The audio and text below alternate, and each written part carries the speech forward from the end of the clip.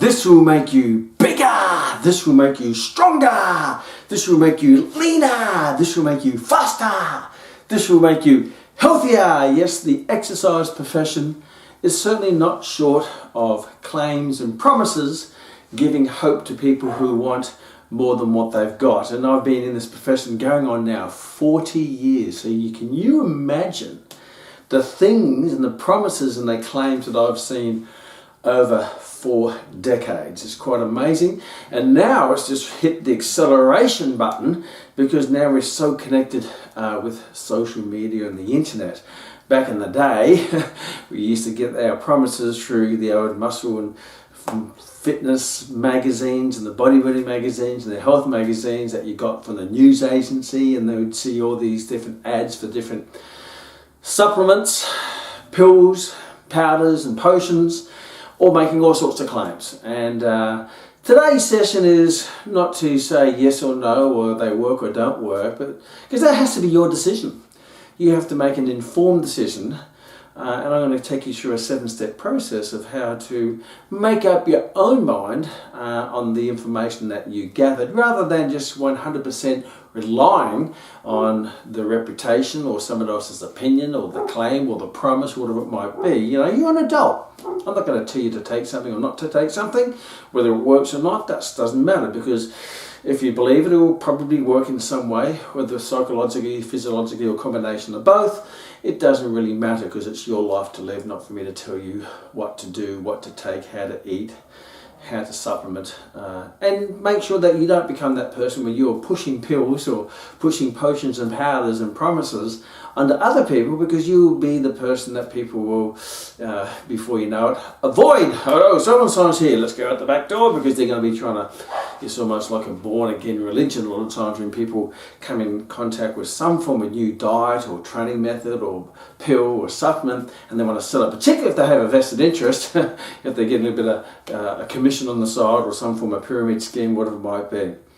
So let's go through some steps that you can take yourself through, and my suggestion is try to keep the emotion out of it. And I've always looked at things or promises and said, look, if I didn't know what I knew, or if I wasn't influenced by my past or my current knowledge or other people or my circle of influence, I just saw it through virgin eyes, what would it be telling me? You know, what would I actually see? Because many times what we see is influenced by your current knowledge. You know, your future learning is many times limited by what you know, or other people's opinions or your opinions. And many times I've been proven too many times in the past over my 40 years to say that I'm right about anything, because things do change. Because what I've noticed in those 40 years is a lot of the shelf life of these pills and potions and powders, they're quite short, because they're on to the next thing and on to the next thing and on to the next thing and on to the next thing. It's like diets. You know, back in the day there was the watermelon diet, and then there was the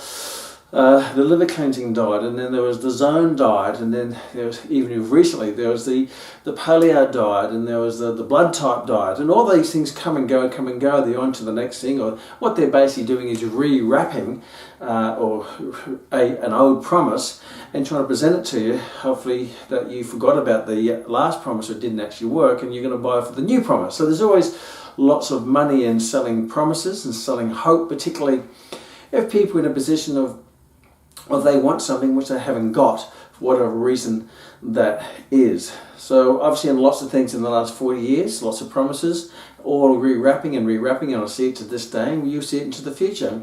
And some things remain constant, but if the old one worked, why do we have to have a new one? If that worked, why do you need to rewrap it and call it something else and make a bigger promise? So let's go through the steps. The first step is why do you want to supplement your lifestyle? Now, first of all, supplements are things that you take which are outside the norm or the mainstream of maybe exercise or lifestyle or nutrition. So something which is supplements what you're doing. So what are the reasons why people will supplement what they're doing? Well, there could be numerous. It could be, number one, is that you want to get that unfair advantage. You need that little extra increase in performance to get the edge on your competitors, like such an elite athlete. So now we're talking supplementation to get those extra 1 or 2% that's going to give you that little edge. Because a lot of time at that level of performance, the difference between getting a medal and not getting a medal is a fraction of a second, or a fraction of a millimeter, or a fraction of whatever it might be. They're small. You can take, they take their lifestyle and nutrition, they train to the ultimate 100% level, but they can't quite get it to that next 1% that will give them the advantage to win the gold medal, or be last, because a lot of the time the gap between those two is not that much.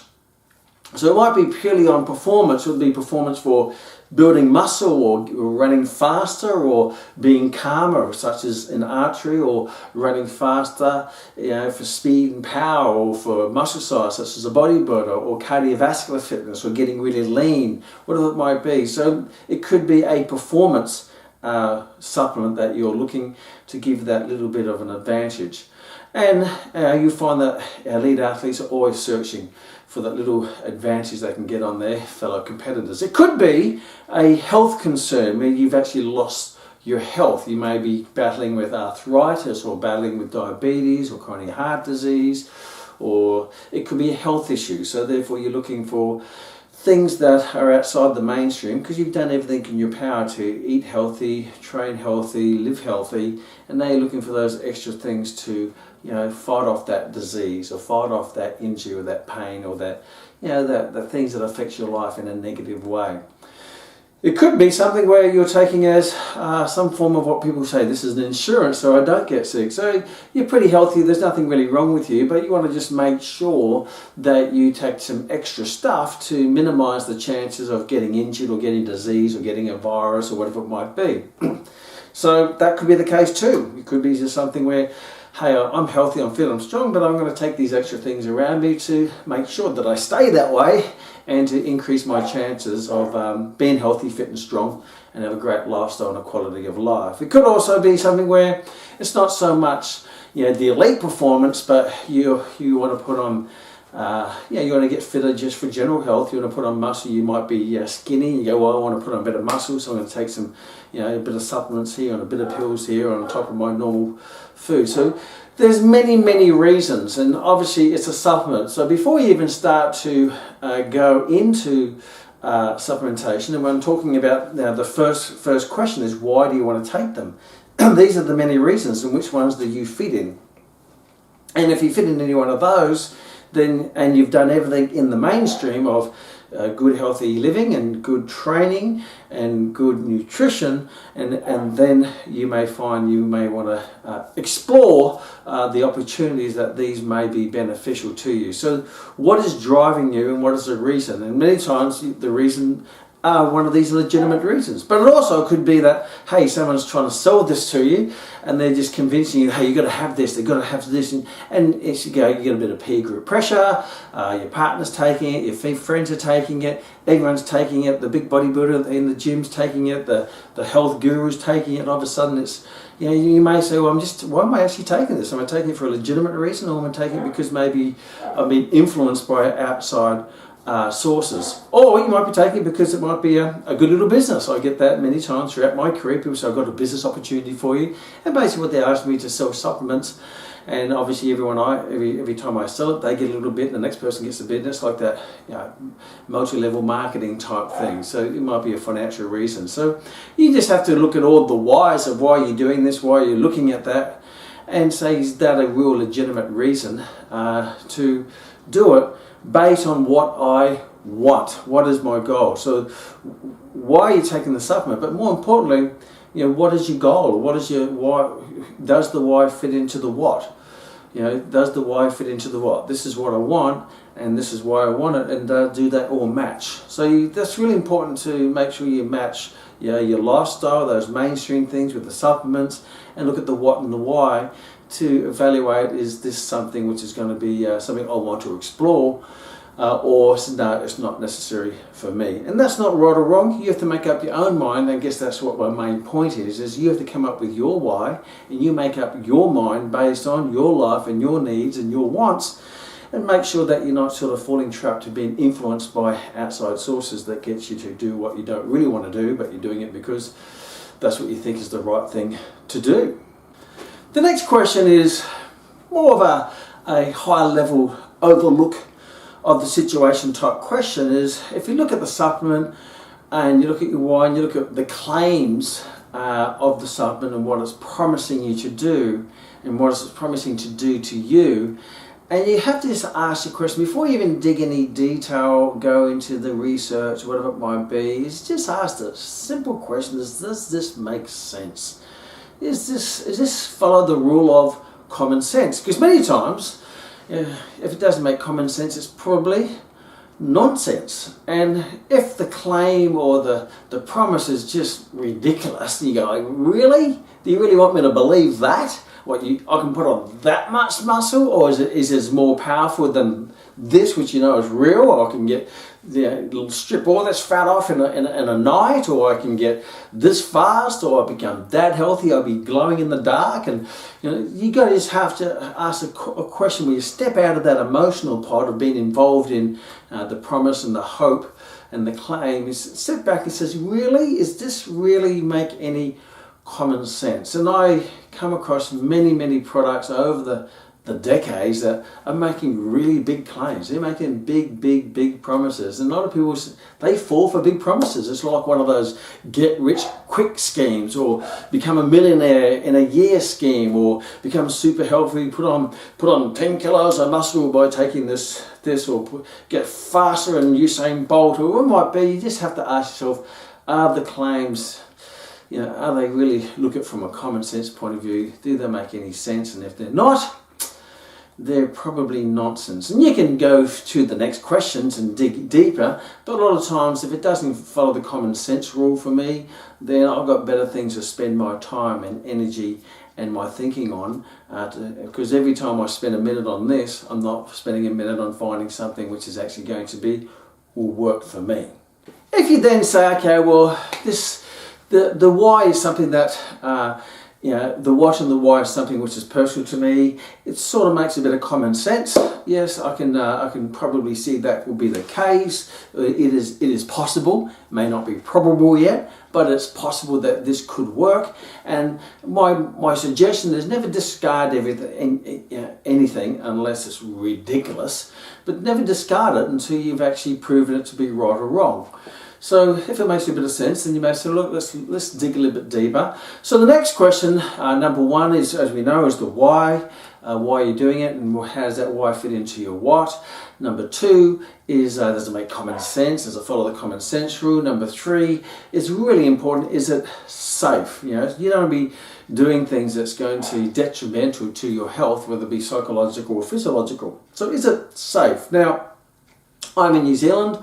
And there are people listening we have students in over 18 different countries, so in your area it's going to be different, but anything in New Zealand or Australia or even the United States, is to be able to sell some form of supplement, you have to be approved by your local health authority. So in the America it's the FDA, in Australia it's the FDA, in New Zealand it's MediSafe, and you have to be able to get approved by the Products and Goods Authority, whatever it might be, whatever that's called in your country. So it's approved by, people say, well, my product is approved by the FDA. So yes, there's a tick there. So everything that is on the shelf in a supplementation store, it's not going to be unsafe, unlikely to be unsafe if you take it the way they prescribe it, and if you take it in the right dosages and frequency and you don't overdose in it. But anything you overdose in is not going to be healthy for you. So if it's FDA or MediSafe or whatever it might be in your country approved, then it's more likely to be safe and not harmful to you unless you take it in the wrong amounts, the wrong frequency, or whatever it might be.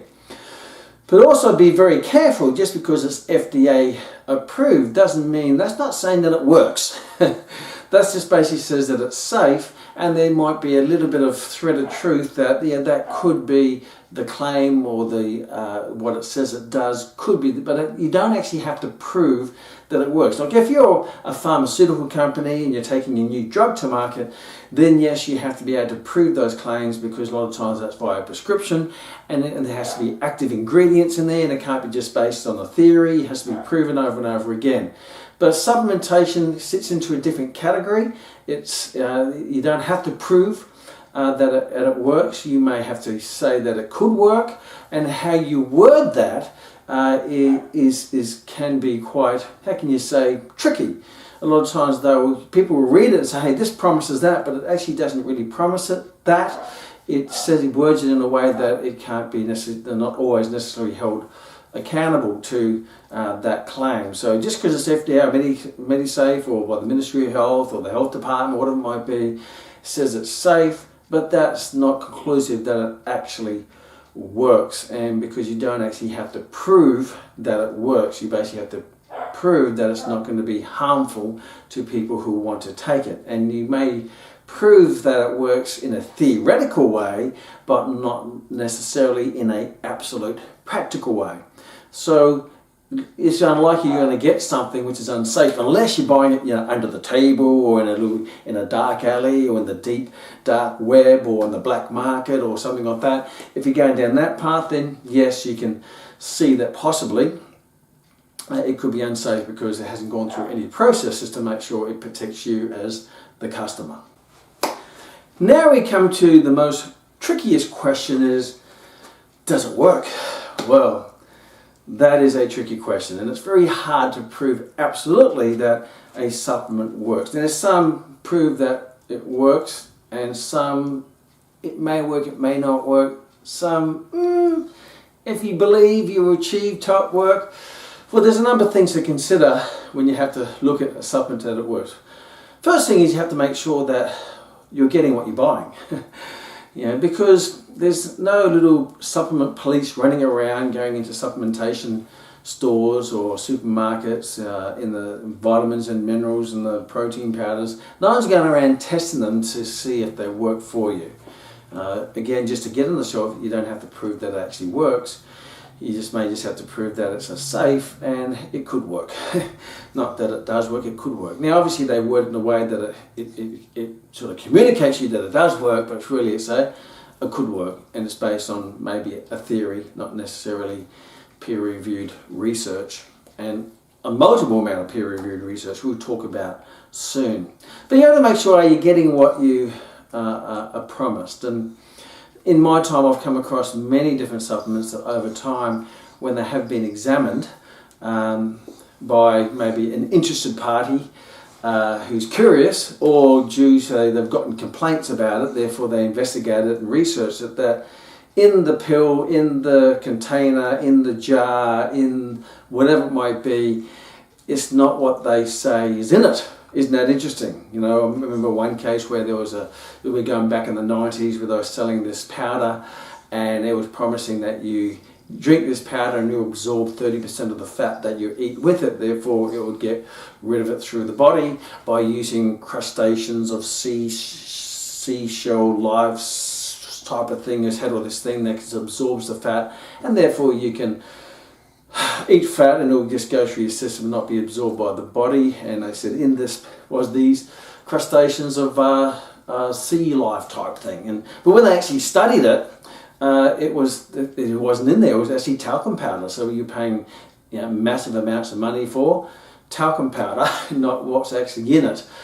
So yeah, lots of powders will say certain things are in it. So, but that doesn't mean it's in it because no one's actually testing it, and they may want to put fillers in it which are cheaper, but still say it does what it says. You pay full price for it. They make a bigger profit. So I'm not saying that's the case, but there has been a history I've seen, read about, and been involved in lots of different cases where that has actually happened. So I guess you have to make that decision of buying brands who have a reputable names, have been around a lot, and have tested the the challenges of time that can prove that what you're paying for is actually what you're getting, whether it be that vitamin or mineral or performance enhancing additive, whatever it might be. Because there is a lot, there is products out there that don't necessarily have the full dosage or if the dosage in it whatsoever. And is it? I know one of my colleagues who had a chain of gyms, and they wanted to be able to maximise their profit by selling a powder. So they branded the powder with their own name, saying it's specially formulated for this brand, blah, blah, blah. But actually, after a good conversation, because they're a good colleague of mine, they just get it from China. He says, yeah, we go to the same basic place, a place in China, and they just put different wrappings around the containers, and you can brand it your own way, but it's really basically the same. It comes from the same factory, but they're different brands. So it's not really a customized brand, and that's not always the case. There are certainly very legitimate brands out there, but you just got to be, don't be naive to that. That sometimes there's a lot of money in making in supplementation.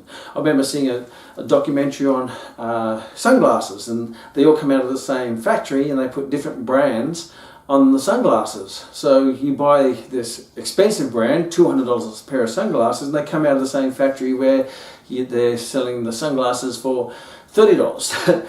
So you think the $200 are going to be better quality and better product and blah, blah, blah, blah, blah, blah, because it's $200, but ultimately it's no better than the $30. It's just branded, so people will buy the brand. So that's something that you have to work out yourself to make sure that you're getting value for your dollar, you're actually getting what you paid. And it's not that it can be difficult to work out because you don't have laboratories and testing facilities to do all that, but then you may want to poke your nose in there, look at the history, and start asking questions to make sure that you're actually getting what you pay for. So that's the first step of does it work, because it may not even be. Obviously if it's not what it says, then it's not going to work.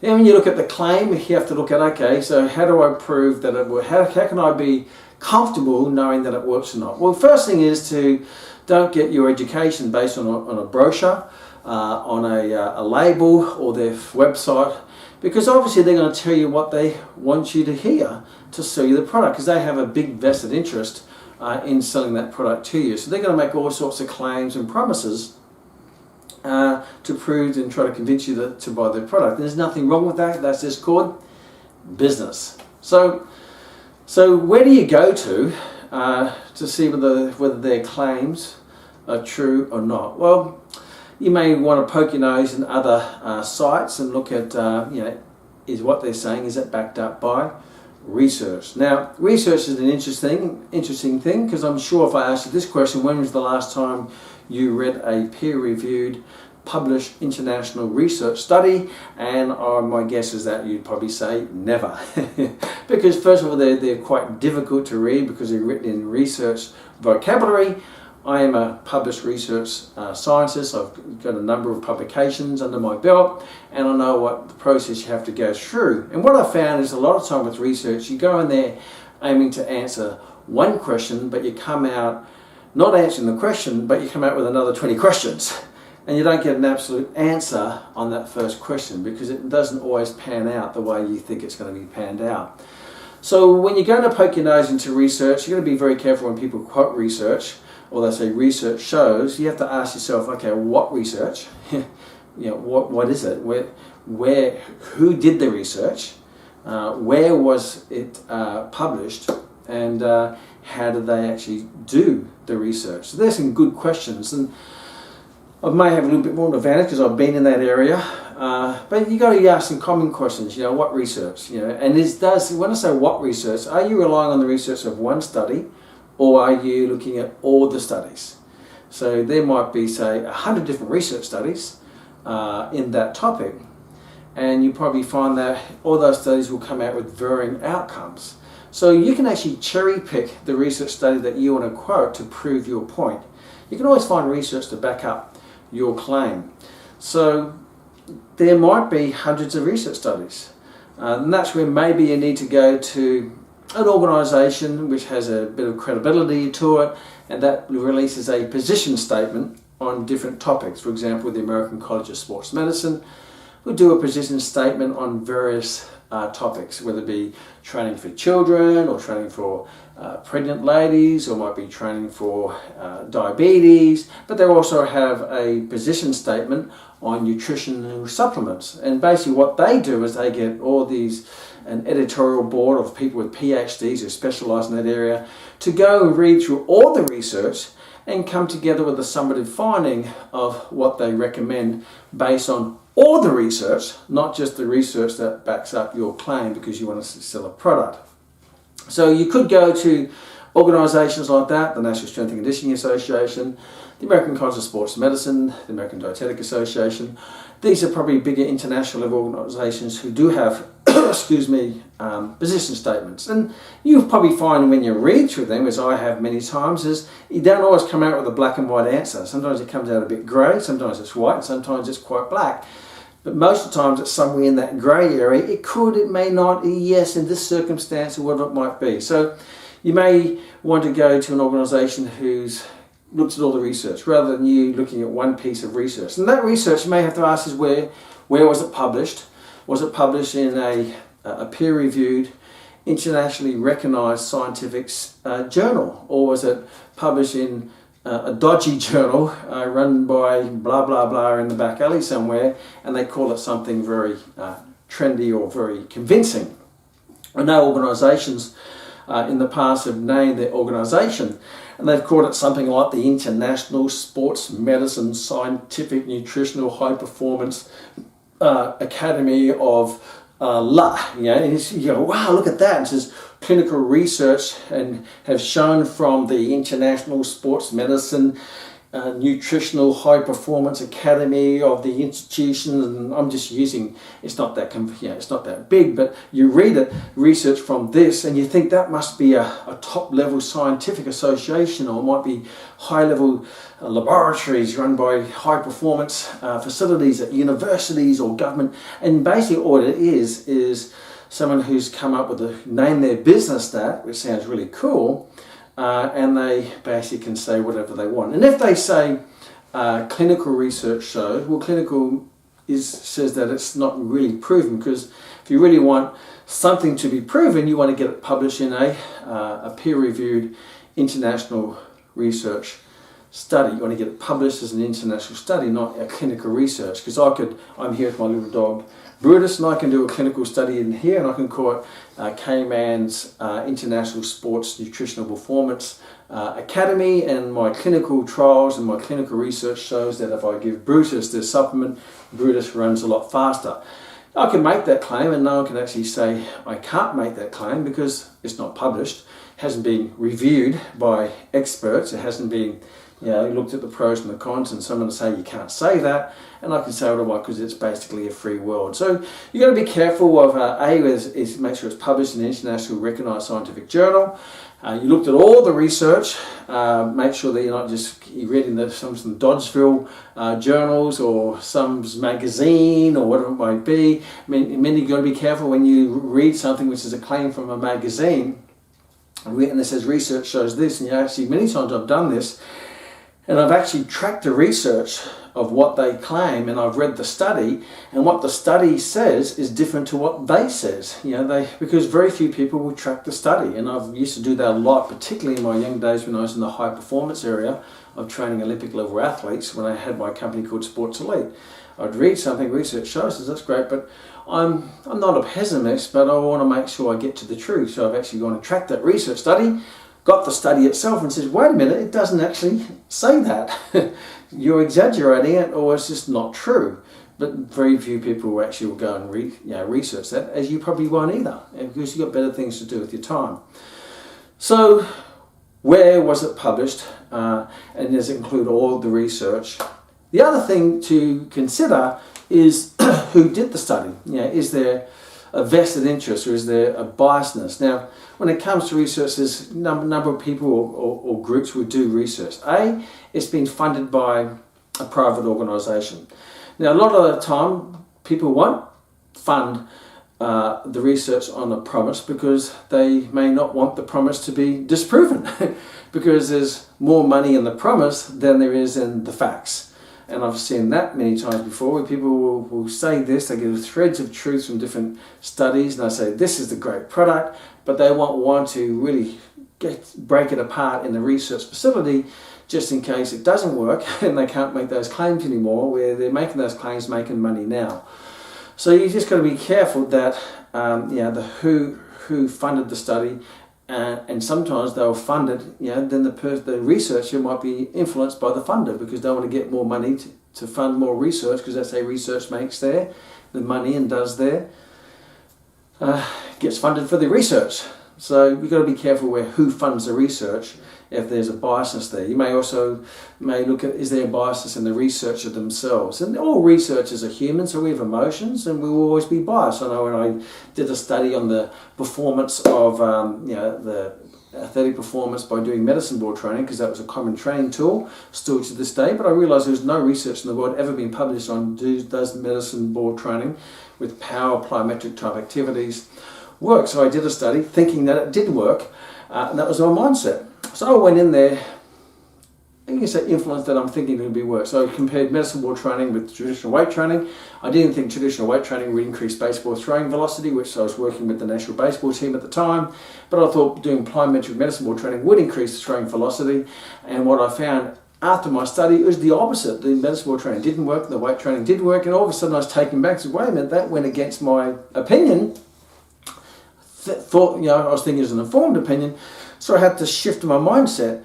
However, some people may not shift their mindset, and they'll continue trying to prove something works even though it doesn't work. A colleague of mine many years ago did a research study on a topic, and we went to the same university, and his research study showed this outcome. But when he used to go and present and lecture, he said his study showed a different outcome. I said, why is he saying what his study's not stating? It's quite interesting. And then I realised he was just completely emotionally biased towards what he wanted to happen rather than what actually did happen. So yeah, research is not always black and white. As I said, it can be very grey, and it can be very misleading. So you've got to see where was the study, who actually did the study. Some studies are done by postgraduate students like myself when I did my masters. I found a topic of interest, so I did some studies. I did power training and performance training, but other people may do it on supplementation or whatever it might be, and they're done by postgraduate students. And they're always going to be biased, as we all are as humans, but hopefully they conduct the study with integrity. And who did the study? What did they find? So what did they find? And then you got to look at that something is not necessarily exaggerated. So then you may find if you read the study, it only showed a tiny difference, but the claim is, hey, it makes massive big promises based on a study that showed minor differences. So sometimes a result can be exaggerated, and you also got to look at the study and how it's conducted. How is the study conducted? And many times I've looked at research and said, yeah, that's great. And then you look at the obviously at research they do an introduction which includes supposedly an unbiased literature review looking at all the research. Then they will look at how they're going to set up the study, which is called the methodology of the study. Then you have the results. I always go to the results because the results can't be interpreted. They're just the results. And then I can give different groups of people the same results, and they'll interpret it in different ways. And then you come to the conclusion. So the introduction and the conclusion can be influenced by the biasness of the researcher or whatever it might be. Look at the methodology, that's what they did, and sometimes most methodologies are flawed, and you have to see, is that methodology linked into me, how I live my life and my goal? And you may find that's not necessarily the case, and you look at the results, and the claims from the results might be exaggerated or might be the opposite. Interesting. Remember back in the 80s there was this supplement called Innocin, which was promoted as the steroid replacer. Take Innocin, this research shows it builds massive amounts of muscle, it increases your testosterone to increase muscle, yada yada yada yada. And it was just big, and everyone was buying it at the time based on this current research. But when you actually went to the research to look at the research, it was very, very interesting. First of all, the research wasn't done on bodybuilders because we went crazy in the bodybuilding field, But the research, if you look at the methodology, the subjects were postmenopausal women. So they weren't bodybuilders, they weren't athletes, they were postmenopausal women, and they were looked at them going through menopause. And they looked at the effect of venison on the effects on how it affected postmenopausal or women going through menopause. And they studied a number of things, and their main thing they were looking at is levels of estrogen. So the purpose of the study was the effect of venison on estrogen. And when you actually read the conclusion, they found all these things about estrogen, because that's where women go through menopause, the drop in estrogen, and can venison maintain that level, whatever it might be. But there was in the conclusion, and Brutus is agreeing with me, my little puppy dog. In the conclusion, there's a one-line statement. It says, and we observed a slight increase in testosterone in these postmenopausal women, or women going through menopause, but it wasn't significant. It wasn't that wasn't the purpose of the study. A slight increase in testosterone, and that one statement all of a sudden was used as the reason why we can take innocent, put it into the bodybuilding supplementation thing and sell it for lots, and then make big promises. This is the steroid replacer. So that's where you look at the methodology. Well, that's not even related to menopausal women, bodybuilders. No. Those studying innocent, they were studying estrogen, and it's applied to testosterone. There's one comment about testosterone, and that was being blown out of proportion, and people would have thought, the consumers would have thought that they have all this research, they had all these bodybuilders in the labs, and they took innocent compared to steroids, and they got just as big as the steroid group. That didn't happen. It wasn't like that. It's a little tiny miniature microscopic fishing line thread of truth, but exaggerated in the market to make lots and lots of sales in supplements. And don't get me wrong, there are supplements do have good research behind it, but you've got to be not going to this naive. You're open-eyed and seeing that how sometimes the claim is not necessarily related to the population group they use in the study is not your population group. Another case which I remember was L-carnitine, which was a fat metabolizing supplement that people were buying, bodybuilders particularly. We needed to strip the fat. L-carnitine. It increases your metabolism of fat. It's the fat stripper and all sorts of stuff. And to this day, it's still used in lots of different things. And it used all this research. We're saying research shows, but if you look at the research, one of the research studies that were quoted, which I happened to read, the research was done. You ready for this? And this is obviously this is for bodybuilders and elite athletes and these high performance. And you look at the study and you look at the methodology. The study wasn't conducted for bodybuilders or athletic performance or whatever it might be. It was actually conducted to look at the effects of L-carnitine on the aerobic function for post-surgery cardiac patients. So people who had heart surgery, obviously their health was right down, and they looked at taking L-carnitine as a supplement and found that there was a slight increase in aerobic capacity, a minor increase. But remember, their aerobic levels are way down, so there's a slight increase in aerobic fitness or aerobic metabolism by taking L-carnitine because of that one little tiny increase in a population group is completely unrelated to the ones I was selling it to. They said L-carnitine is a new way to increase cardiovascular fitness and strip fat and become an elite, and everyone was taking it based on that study. So some very exaggerated claims based on some very minor statistical increases, if any statistical increases in performance. So I'm not going to keep digging down there, because you got to be just be aware that this can happen, has happened, and will continue to happen, because there's a vested interest to sell lots of supplements, and notwithstanding, there are lots of supplements who have been proven to work, and it's not for me to tell you which ones do and which ones don't, because that's not the purpose of this session. The session is to get you to think rather than let other people do your thinking for you. I'm not here to teach you what to think. I'm here to teach you how to think, and that's what I say to all my graduates. Think for yourself, investigate, make an informed decision based on the facts, and then you will know how to apply them to you. So when it comes to research, you also look at, what does the research increase? What was the improvement in the research? You're thinking you're going to take something that's going to work on 10 kilos of muscle, but the research it showed a minor increase in muscle for people who are untrained, but you're an advanced trained, and they had a tiny increase, and you're expecting a massive increase. So, the two, it's like competing different species and different results. So you've got to be, cautious, I suppose, not in a dangerous way, but just be aware that, you know, you don't get your hopes so high based on the big claims when you actually read the research, and the research actually shows minor increases, if not sometimes no increases, or maybe not even increases. They were just a theoretical change in the hormonal environment in the body, and they say because of that hormonal change in the body, that means you're going to put on muscle. It didn't actually show put on muscle, it just shows that you get an increase in testosterone, like that study I said, the innocent increased testosterone. It didn't say put any muscle on. They didn't study, they weren't training, they weren't looking at muscle density, they were just increasing hormonal change. But that increase in testosterone all of a sudden got linked to, hey, if the testosterone increase on postmenopausal women, then there must be a massive increase in muscle for bodybuilders or elite athletes, whatever it might be. Which is, there's not even connection to the truth there. So research, does it actually work? And you've got to be careful that you don't use anecdotal evidence. You know, some guy says, I take this and look how big my arms are. Well, they may have been born with big arms, or they may have big arms because of other reasons. They might be taking other supplements you don't know about, ones that are not necessarily legal, that make them glow in the dark and make them, you know, put on lots of muscle size.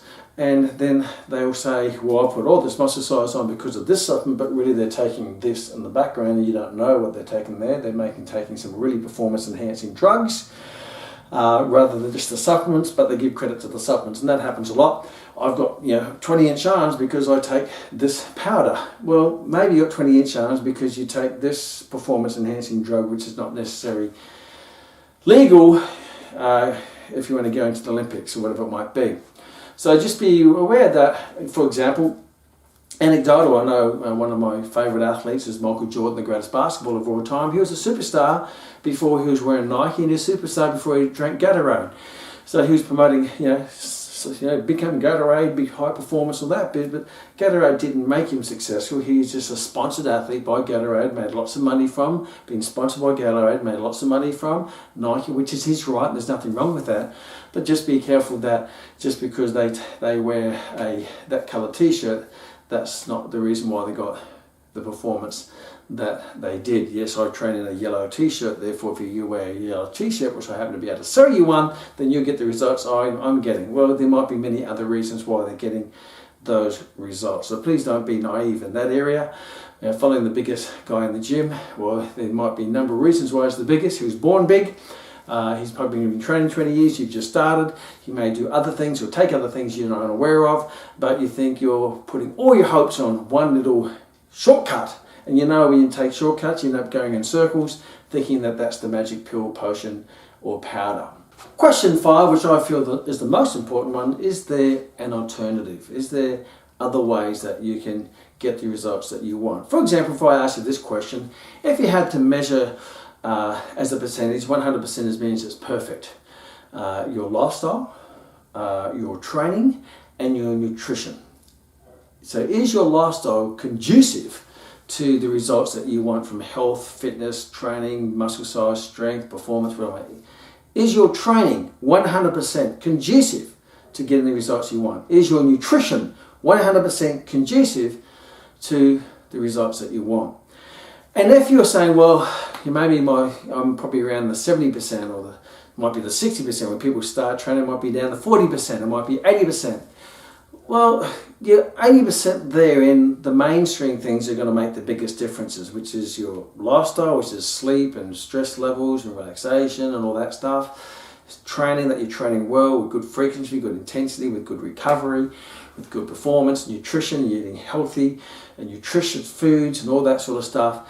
And if you're 80% below or 90% below, then why would you go and spend your resources, financial resources, and try to get an increase in maybe 2, 3, 4, 1, 5% here, when you can automatically, just without any expense, any inconvenience, just change these things in your lifestyle that's going to give you a 20% increase instantly by changing those mainstream lifestyles. So if you can get the results by making lifestyle changes, then number one, you don't have to worry about whether it's safe or whether it works, or you have to worry about the research, because we know these things work. Because generally speaking, you'd want any form of supplementation is that when you've exhausted the main things that you can control, which is your lifestyle changes, nutrition and training, and you're still not getting the results you want, then you may explore other opportunities. For example, you might have a young bodybuilder who trains magnificently and eats and sleeps and lives and all bodybuilding, and he's still not getting the results. And now he may want to may explore other opportunities, and that's why many go down the path of performance-enhancing drugs, which may not be legal or ethical, depending on what you think, and they go to those last resorts. But until you've exhausted that, why would you go outside that? Because you can get greater changes. And sometimes people say, yeah, but you've got to be careful sometimes with taking supplements that you don't try to replace those lifestyle changes, because something that comes naturally from food or naturally good hard training or good natural rest and lifestyle, then that's all natural and that's how the body's been designed, rather than taking external influences that may work and may not work, but also may have side effects and may be contradictory. So I always say enhance or get what you know to the best you can get it before you go outside that mainstream. So you have to ask yourself, maybe an elite athlete where you really get into that performance, or you're fighting a disease and you've changed your life and you're doing all of those things, and then you're looking at some other things that will. I remember my father, for example, he was suffering from arthritis, and we explored some other things. He says, do these work? And I said, well, I don't know, because the research is not conclusive. The research probably says it doesn't work, but that doesn't mean it does work, because there's the research that says it doesn't work. There wasn't a lot of research on it. But if it worked, then it would be beneficial. So why not give it a go and see what happens? Because he lived a very healthy lifestyle. He was active. He was in retirement, so he was pretty stress-free. And so he had everything in place, and we explored other things to see if it made any difference. And I'm going to come to that. But my point here is, the question is your lifestyle, are you maximizing your lifestyle changes in nutrition, training and lifestyle? Are you maximizing that to get the best results there? And that may save you a bit of inconvenience or money by going outside that. But going outside that, trying to make up for your lack of discipline or lack of organisation, says, yeah, but my lifestyle is not really conducive to that. Well, maybe you should fix up your lifestyle, because you only get one life, and if you're detrimenting your life, your health, by your lifestyle, and you're thinking that you can take a few little pills, powders and potions on the side to make up for it, I think most of the time you're going to be a little bit disappointed. You might be better off just changing your life and get out of that and get into a healthy life. That way you may need to have to explore these other alternatives for you. So lifestyle, what is it out of 100? And if it's can you change it, and you're going to get best results from it before you even investigate other opportunities. And again, that's your choice. I'm not living your life. You know more than me. What changes can you make in your life to be better than what you are to get what you want? That leads me to number 6, which is the cost, because making changes in your lifestyle may not cost you anything. Changing the way you live and your stress levels and relaxation and recreation and stuff like that, and decrease the stress, and changing the way you eat, you may actually save money. Giving up the cigarettes or reducing the alcohol or the junk food or whatever it might be, and starting to do some good quality training which doesn't cost anything.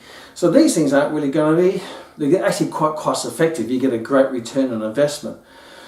Now, when you go to the alternatives, when you look at supplements, they're going to cost. And there's, because nothing in life is free, particularly dreams. They all have a price tag, or hope that has a price tag. So you're paying for, obviously, the bigger the promise, sometimes the bigger the cost. So you're going to throw some money at that, and you have to say, look, is that the best place for me to put money, or do I put that money, A, save it for other things, or be invested into that mainstream changes I can make, or do I put it into pills or powders or potions or whatever it might be? And that's your choice, again, depending on where you want to put your money.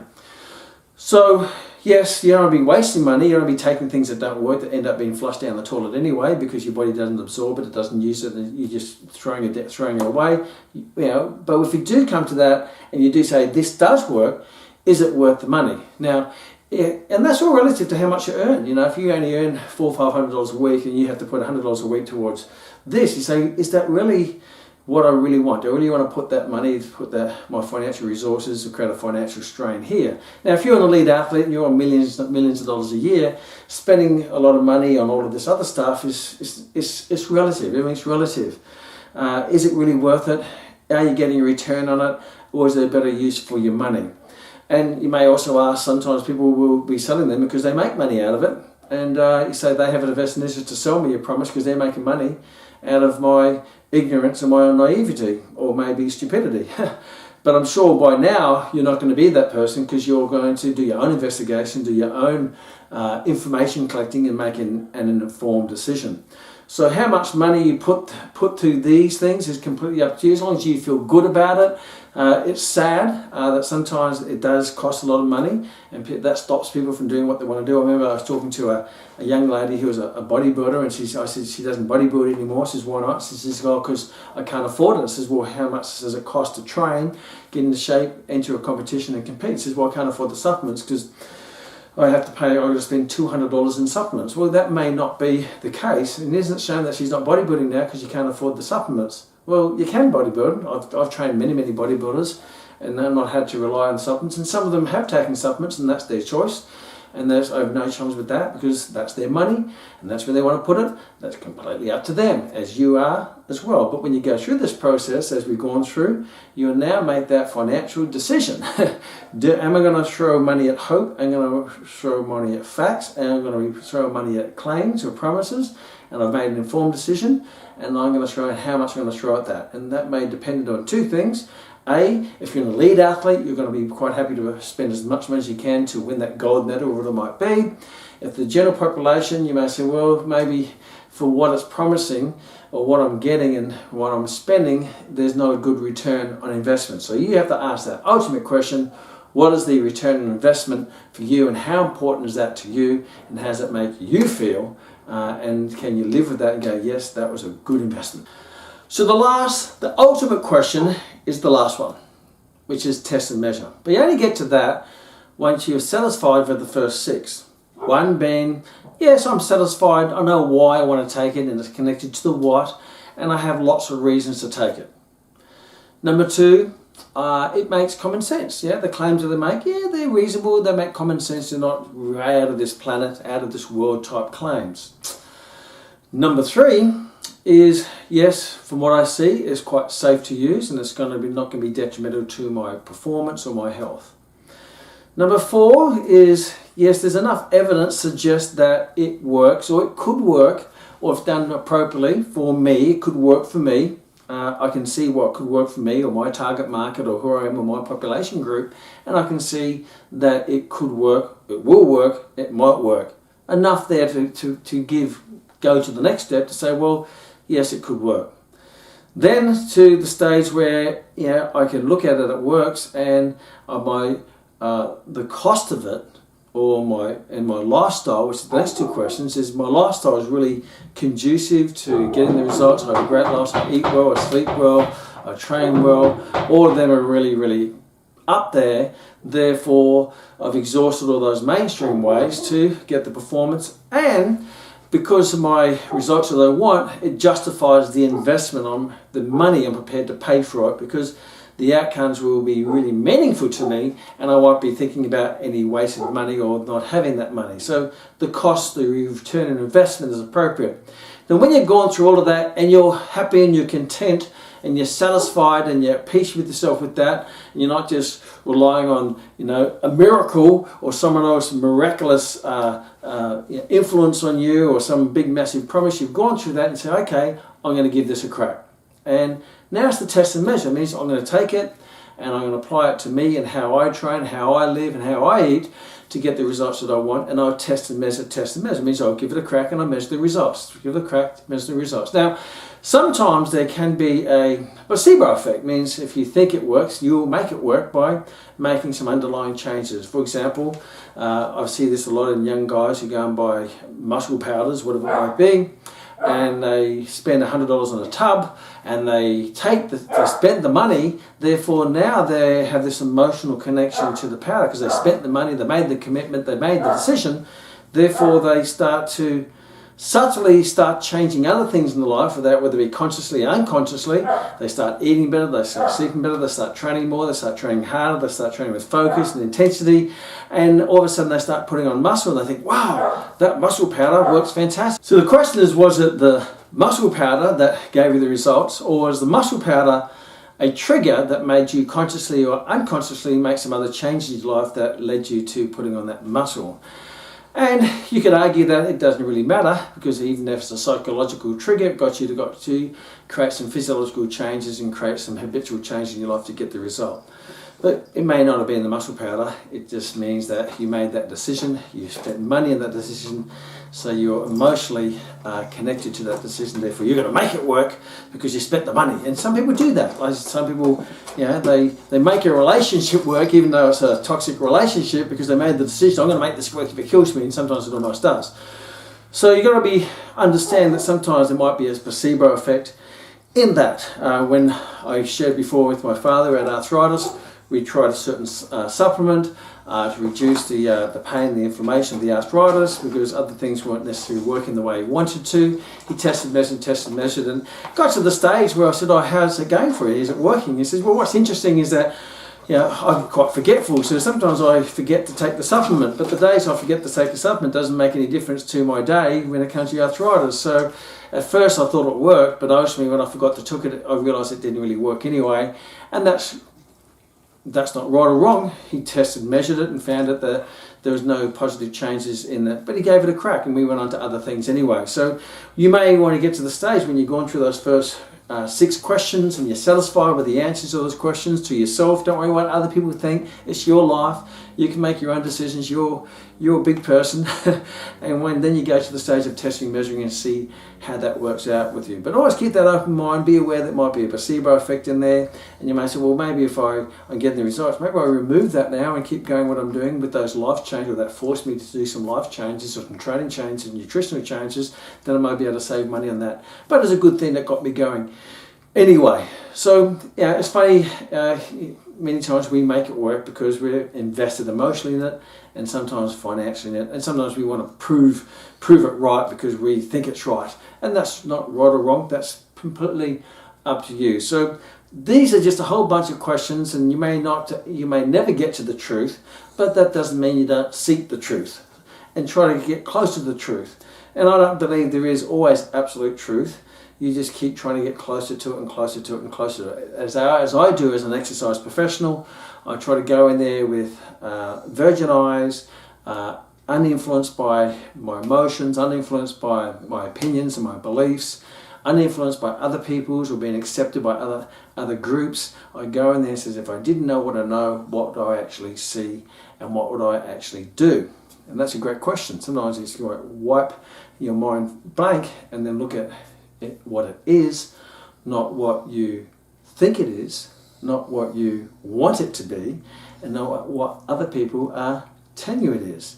You have to work that out for yourself by clearing the fog in this noisy world of opinion, noisy world of voices, noisy world of beliefs and convictions, and noisy world of promises and miracle workers out there, and you have to live your life based on your own decisions. But make sure they're informed decisions and they're your decisions, and you can take ownership, but never hold too long onto a decision if you can make a better decision to move on to the next better decision. Because in life, we have limited life and we have unlimited decisions.